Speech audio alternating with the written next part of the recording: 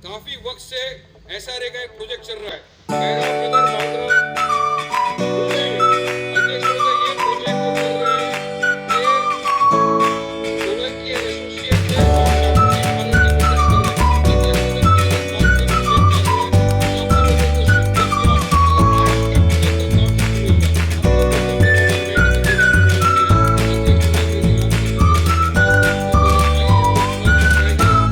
कहना है कि वारिस पठान साहब अगर सच में आप मुसलमानों के मसीहा हैं तो आपने आवाज उठाई थी। सर अभी तक इस पे एक्शन क्यों नहीं हुआ?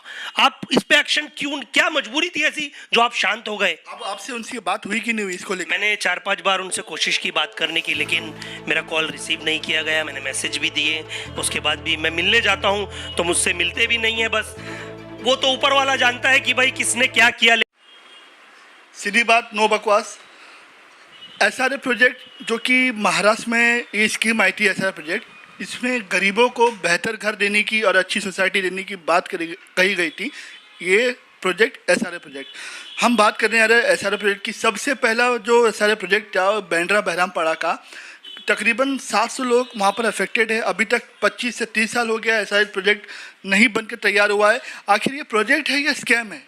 बात करने के लिए मौजूद है हमारे साथ शाने इलाई जी, जो वहाँ के रहवासी हैं, वहाँ के अफेक्टेड हैं।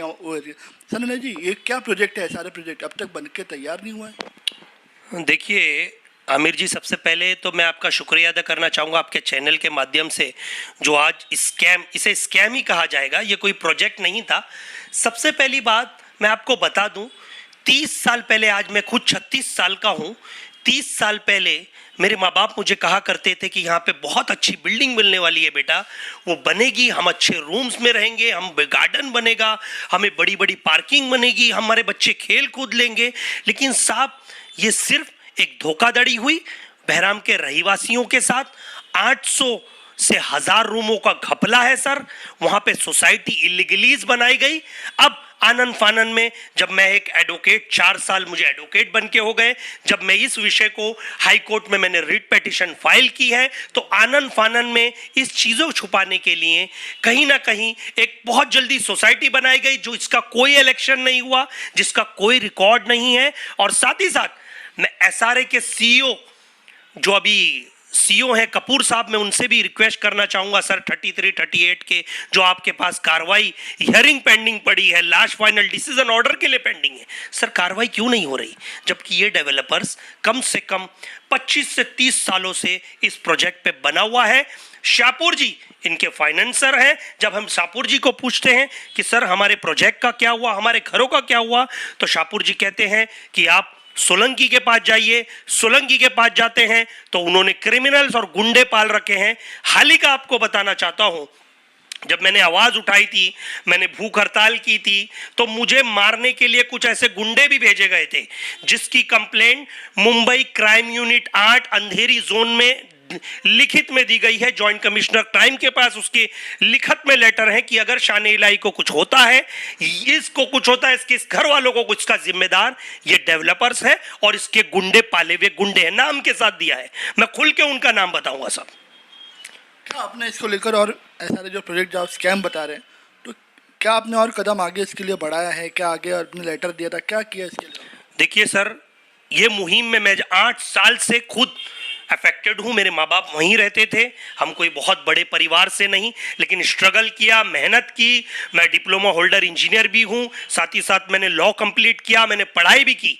और दूसरी बात, आज इसके पेट में यही दुखता है कि बहरामपाड़े से कोई पढ़ लिख के आगे कैसे बढ़ सकता है, सबसे पहली बात। दूसरी बात, ईओडब्ल्यू में 2 लेटर दिए गए हैं, जिसमें क्लियर कट अल्फाजों में लिखा गया है कि ये 500 करोड़ का स्कैम है, हाउसिंग स्कैम होता है। हाउसिंग सेक्रेटरी के पास, मुख्यमंत्री के पास 2015 से 16 में कंप्लेंट दी गई, उसका कोई निवारण नहीं किया गया।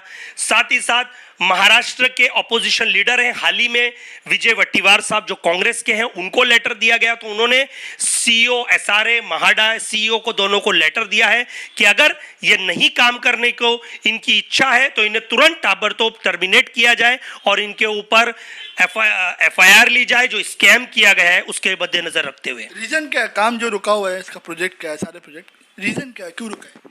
सर सबसे पहली बात तो ना, ये प्रोजेक्ट आज ये प्रोजेक्ट नहीं रहा, ये खंडर बन गया है। कभी आप वहाँ पे बांद्रा ईस्ट में आइए और खुद देखिए लोग किस तरह से कितनी बदतर जिंदगी जीने के लिए मजबूर हैं सर, क्योंकि कारोबार नहीं, बेरोजगारी ज़्यादा है। हमारे कम्युनिटी में बहुत कम लोग हैं जो पढ़ाई करते हैं, और जो पढ़ते हैं उन्हें लोग ब्लेम करके झूठे आरोपों में फंसा देते हैं। इसकी असल वजह ये है सर, क्योंकि इनका मेन फाइनेंशियर शाहपुर जी पालन जी है। उनका ये कहना है, ये उनके अल्फाज है कि हमारा 300-400 करोड़ इस डेवलपर अबू सोलंकी डेवलपर्स के पास फंसा हुआ है।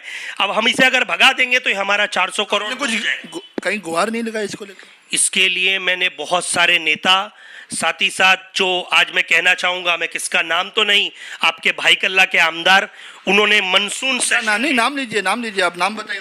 भाई कल्ला के एमएलए आपके वारिस पठान साहब, जिनके ऑन रिकॉर्ड बात कर रहा हूं मैं, उनका एक वीडियो है मनसून सेशन का, मैंने ड्राफ्ट बना के दिया था। मेरे लोग आए थे कि सर हमें वारिस पठान साहब के पास जाना है, क्योंकि वो कौम और मिल्लत और मुसलमानों की आवाज उठाते हैं, और वहां पे जो अफेक्टेड लोग हैं वो माइनॉरिटी। लेकिन कहीं ना कहीं अगर आवाज दे रहे हैं एमएलए वारिस पठान की, तो कहीं ना कहीं आप भी उस पार्टी में कहीं नजर आए। मैं उनके साथ था, मैं उनके साथ कंधे से कंधा मिला के मैंने असदुद्दीन ओवैसी जी के जो काम करने का तरीका था उसे देखा कि भाई वो बहुत अच्छे लोगों को लेकर चल रहे हैं, काम करते हैं। मैंने किसी एक आदमी को देख के वो नहीं किया था, तो मुझे ऐसा लगा कहीं ना कहीं मुझे भी इंटरेस्टेड ज्वाइन करना चाहिए, लोगों को न्याय मिलना चाहिए। आज मुस्लिम तकवे के लोग कहीं ना कहीं दबाए जाते हैं आरोपों के चलते हुए, माइनॉरिटी के ऊपर कोई ना कोई आरोप डाल के। तो मैंने सोचा भाई मैं लॉ करूं, मेरा ग्रेजुएशन ऑलरेडी कंप्लीटेड था, मैंने लॉ किया, पढ़ाई की। लेकिन मुझे ये कहना है कि वारिस पठान साहब, अगर सच में आप मुसलमानों के मसीहा हैं तो आपने आवाज उठाई थी, सर अभी तक इस पे एक्शन क्यों नहीं हुआ?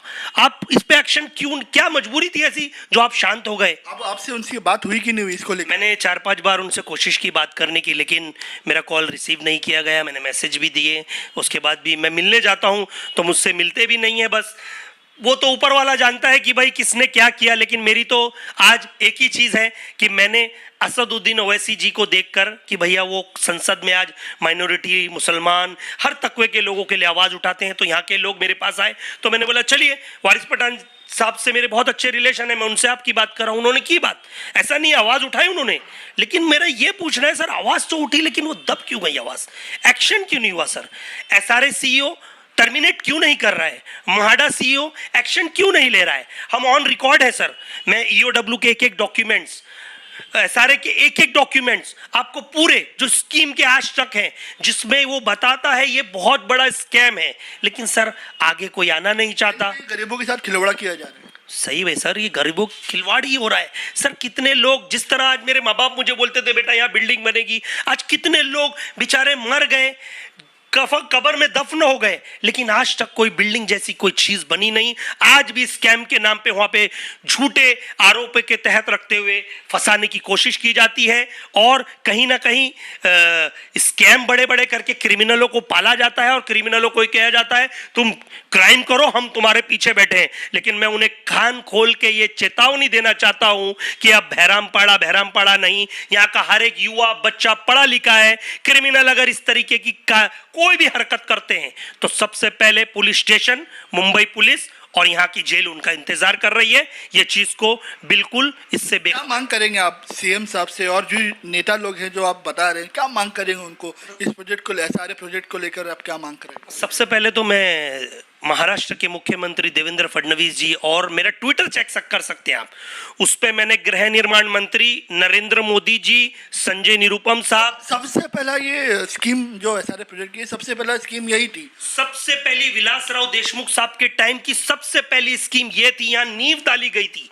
सिर्फ आज तक पहले एसआरडी में हुआ करती थी, जब एसआरए में कन्वर्ट हो गई तो सिर्फ एसआरए में एक बिल्डिंग बनी है जिसका नाम है आशियाना टावर। उसकी हालत भी आप देख सकते हैं, क्या दुर्दशा है उसकी। अगर इसकी सही से इंक्वायरी होगी तो किसने कितने रूम इसमें खाए हैं, एक एक आदमी ने 4 से 5 रूम कब्जा करके बेच दिए हैं। अगर इसमें प्रॉपर इंक्वायरी होगी तो बहुत ऐसे चोर बैठे हैं जो पकड़े जाएंगे, और कहीं ना कहीं जिनके घर चल रहे हैं दाल रोटी, आज डेवलपर्स आता है, लोगों को लालच देता है, आपस में आजू बाजू लोगों को लड़वाता है, पगार देता है उनको, और कहता है जाओ इसको लड़ो, इसके खिलाफ झूठी कंप्लेंट करो, झूठी तकरार करो। लेकिन ऊपर वाला बैठा है वो इंसाफ देने के लिए कितनी तकरार और कितनी झूठी आरोप लगाओगे। मुंबई उच्च न्यायालय है, सुप्रीम कोर्ट है, हम दरवाजा खटखटाएंगे और जरूर खटखटाएंगे। आपने वारिस पठान को ही क्यों चुना इस चीज़ को आवाज़ उठाने के लिए? आरिफ नसीम खान भी हैं, बाबा सिद्दीकी उस टाइम पावर में थे जब हमले थे, आप उनके पास? मैं आरिफ नसीम खान साहब से मेरा इतना कोई ताल्लुकात नहीं है। मैं वारिस पठान साहब के पास उन्हें पहचानता था, तो मैंने ये डॉक्यूमेंट्स उन्हें दिए थे कि मतलब सर इसके लिए आवाज़ उठाइए, आप मुसलमानों के मुद्दे के लिए विधानसभा में बहुत आवाज़ें उठाते हो और मुख्यमंत्री आपके विषयों को मानते भी हैं। तो सर मैं आपको पर्सनली नहीं, ये सिर्फ एक बताना चाहता हूं कि सर हमारे लोग आज वहां दर्द से बदतर जिंदगी गुजार रहे हैं। सर आप वहां आके खुद देखिए, आप कितनी बार खुद आ भी चुके हैं। सर मेरा आप पे आरोप नहीं, लेकिन मैं सर ये कहना चाहता हूं, अगर सच में आज विधानसभा के इलेक्शन है अगले महीने, आप यही वोट अगर मुसलमान के नाम पे मांगते हैं तो सर वो मुसलमान नहीं है, वो दलित नहीं है, वो हिंदू कम्युनिटी नहीं है, वो माइनॉरिटी से ताल्लुक नहीं रखते हैं, सब रखते हैं। सर मैं असदुद्दीन ओवैसी जी को भी जो मेरे अल्फाज है पहुंचाना चाहता हूं कि सर सच में वहां लोग तर से बदतर जिंदगी जी रहे हैं, क्राइम रेट वहां का बहुत बढ़ा हुआ है। आप आके खुद देखिए, इलीगल एक्टिविटीज आप आके देखिए धड़ल्ले से चल रही हैं, इलीगलों को रोकने के लिए कोई नहीं है सर। और नशे की तो भरमार है वहां पर, कोई बोलने वाला नहीं, जो बोलता है उसे डरा दिया जाता है, झूठी बातें की जाती है, लेकिन सर ऊपर वाले की मार में आवाज नहीं होती। लेकिन ये याद रख लीजिए, ये सिर्फ कुर्सी का जोर पावर बोल रहा है, जिस दिन कुर्सी जाती है तो सब सर तहा के ढहा रह जाता है। खैर हमने देखा कि सारे प्रोजेक्ट जो कि गरीबों को घर दिलाने के लिए होता है और अच्छा बेहतर सोसाइटी के लिए होता है, वो अभी तक मिला नहीं उन गरीबों को, और गरीब बस अपनी चप्पल लेके और पेपर लेके यहाँ से वहाँ दौड़ रहे हैं। देखते हैं आगे अब क्या होता है सारे प्रोजेक्ट, जो कि पहला प्रोजेक्ट था। आमिर खान।